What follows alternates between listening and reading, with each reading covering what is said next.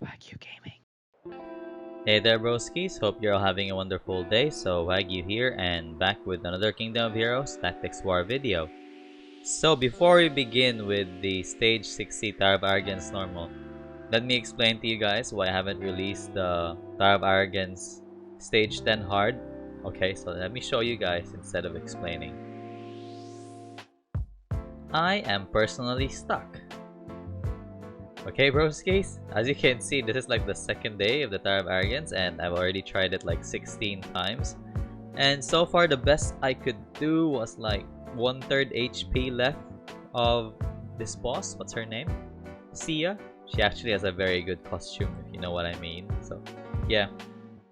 So I'm actually stuck here right now, and one of our viewers, Noxus, has actually been giving us tips in order for me to beat the boss, but I feel like I need 1 or 2 more units in order to beat Sia or the stage 10 hard, since I don't have any units that can land continuous damage on her consistently. I don't, because Thea doesn't work there because she's a fire unit. So I'm trying to build, what's her name? I forgot. One water unit that gives continuous damage consistently. I'll discuss it in a separate video, but yeah, just so you guys know, I'm stuck as well, so that's why I'm doing Tower of Arrogance normal as of now, because I didn't realize that this month would have a different Tower of Arrogance stages, like yeah, different bosses. So I rushed it today, and as you can see, I am already in stage 70. Maybe I've been playing around for like 2 or 3 hours right now. So yeah, I cleared stage 60 without any much difficulty. And basically, all you need to do, direct to the point tip here, is bring a heal blocker, as Lucifer has this skill which gives him heal 40% of his HP. And aside from this, bring Thea. Of course, she's the queen of Tower of Arrogance normal. So yeah, those two are very good tips that I can give you, the very best tips I can give you. Why though? Since, okay, let's discuss the stats of the boss. 43,000 HP. Imagine trying to nuke this down with Ifrit. Ifrit can deal like 2-3k damage, so you need at least like 12 hits, more or less, in order to beat this boss. So yeah, and with that in mind, the boss actually gives you Pain and Despair, which inflicts continuous damage on all enemies for 9 turns, while you gain an action opportunity. So if Lucifer gets another turn after using this skill. The accuracy of the skill is also 100%, so this is sure to land. Can't do anything about it except for debuff shields. But yeah, I mean, you're not going to be bringing those kinds of units here. So yeah, that's basically the main skill that Lucifer will be doing. Aside from this, I've already discussed part of heal. And if he does have continuous damage while he has this, when he uses rest, at the start of turn, you gain stack of continuous recovery for 1 turn. Okay, broski? So he is quite the counter to continuous damage. However, it is not impossible to beat. I'll show you guys in the video soon.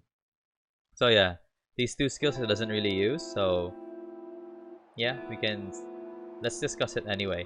So Cursed Spear stabs enemies ahead with a 50% chance to reduce speed of enemies for 1 turn.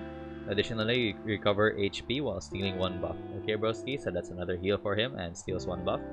Disabling Area X attacks enemies by bringing down a curse onto an area. Successful hits increase the glancing rate of enemies hit for 1 turn. This skill's damage increases when the enemy hit has more active debuffs. So the more you get continuous damage from Pain and Despair and other areas of debuffs that he can cast on you, I'm sure you already know Lucifer, he has a lot of debuffs. He deals more damage with Disabling Area X. Okay, broskis? So yeah, for the lineup, I've been using this lineup to clear. I've been autoing from 1 to 60. Yeah, 60, and I didn't have any issue. So this is not the lineup I used. Thea was the one here to beat this stage. But yeah, that lineup that previously was here with the Esperanza, that was the lineup I used from 1 to 59. So yeah, Thea is here for the continuous damage, and all the continuous damage that Lucifer will be dealing on Thea will be sent back to Lucifer once Thea uses her contagious toxin. So that's the reason why Thea is here. Ifrit is here for the heal block. This can be any unit with heal block and deals decent damage to Lucifer. Along with this, Ifrit also has continuous damage, as you can see here. Reduce attack doesn't really matter that much for this stage. So these two, Apollyon is here for the speed lead boost. And alongside this, he has these buffs. Increase crit rate, increase attack. So basically this unit can be changed into Freya. I prefer Freya actually for this stage, but yeah, Apollyon was my unit that I picked to beat this stage. Alongside this, he also has successful crit hits, reduce the action gauge of enemies hit by 10% and recovers your action gauge by 10%. So this can be very useful. Last but not the least, we have Beowulf. Beowulf is here in order to also decrease the enemy's action gauge here. So this skill is the target's action gauge. Successful hits reduce the action gauge of the target by 20%, and this one also reduces the action gauge of enemies by 40%. So yeah, both are here in order to contain the enemy from attacking and doing some skills. But yeah, and alongside this, we go with a high-speed Thea of almost 200 in order to land a lot of debuffs to Lucifer. Okay, broskies? Anyway, I'll be showing you guys the video in a bit. I pre-recorded the video since while I was clearing the stage, it only took me one try. It wasn't that hard. So yeah. Anyway, if you have any questions, as usual, do leave a comment in the comment section below and I'd gladly answer you guys. So yeah, those were the explanations as well on why I haven't cleared stage 10 ToA quite hard, literally. So yeah. Thank you so much for tuning in and see you in the next video, broskies.